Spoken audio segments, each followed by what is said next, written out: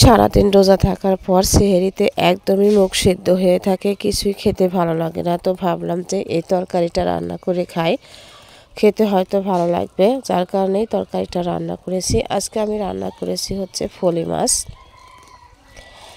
তো দেখতে পাচ্ছেন আমি ফলি মাছগুলো প্রথমে একটু ভালো করে ভেজে নিচ্ছি। তো এই মাছটা অনেকে ভেজে রান্না করে, আবার অনেকে ভেজে রান্না করে না। তো আমি ভেজেই রান্না করলাম। তো দেখতে পাচ্ছেন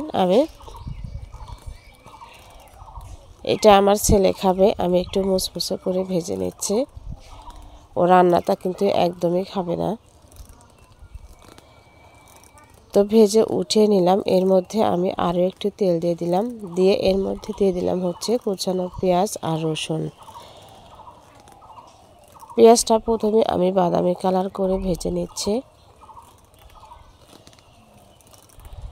তবে খাওয়ার সময় দেখলাম যে না, তরকারিটা বেশ মজাই হয়েছিল। তো ভাবলাম যে আপনাদের সাথেও শেয়ার করি। তো প্রথমে আমি দিয়েছি হচ্ছে 1 চামচ হলুদের গুঁড়ো, আর দিয়েছি আমি ধনিয়া গুঁড়ো 1 চামচ, শুকনো মরিচের গুঁড়ো দিয়েছি 1 চামচ, আর জিরা গুঁড়ো দিয়েছি 1/2 চামচ। আর রোজার মধ্যে তরকারিটা একটু ঝাল ঝাল হলে খেতে একটু ভালো লাগে। স্বাদ মতো লবণ দিয়ে দিলাম। আর এখানে আমি দিয়েছি কয়েক টুকরো ফুলকপি, একটা আলু আর একটা টমেটো, মানে সব কিছুই অল্প অল্প করে দিয়েছি। আর দিয়েছি আমি কাঁচামরিচ দিয়ে প্রথমে তরকারিটা আমি ভালো করে কষিয়ে নিচ্ছি। মানে সবগুলো সবজিই দিয়েছি, কিন্তু অল্প একটু একটু করে দিয়েছি, খুব বেশি দেয়নি। কারণ সেহরিতে খাওয়ার জন্য কিন্তু খুব বেশি তরকারির প্রয়োজন হয় না। কিন্তু শুধু শুধু মাছ দিয়ে খেতেও ভালো লাগছিল না। তো ভাবলাম যে একটু সবজি দিয়ে রান্না করি, দেখি কেমন লাগে। তো দেখতে পাচ্ছেন আমার তরকারিটা কিন্তু কষানো হয়ে গেছে। আমি এর মধ্যে কিছুটা পানি দিয়ে দিলাম।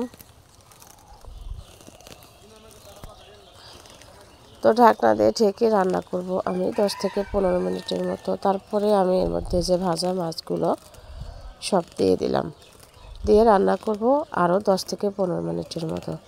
তো দেখতে পাচ্ছেন আমি মাছগুলো একটু উল্টে পাল্টে দিব, কারণ হলো যে লবণ দিয়ে দিয়েছি, যেহেতু লবণ একটু কম হয়েছিল। তো উল্টে পাল্টে আমি আবারও 5 মিনিটের মতো রান্না করব।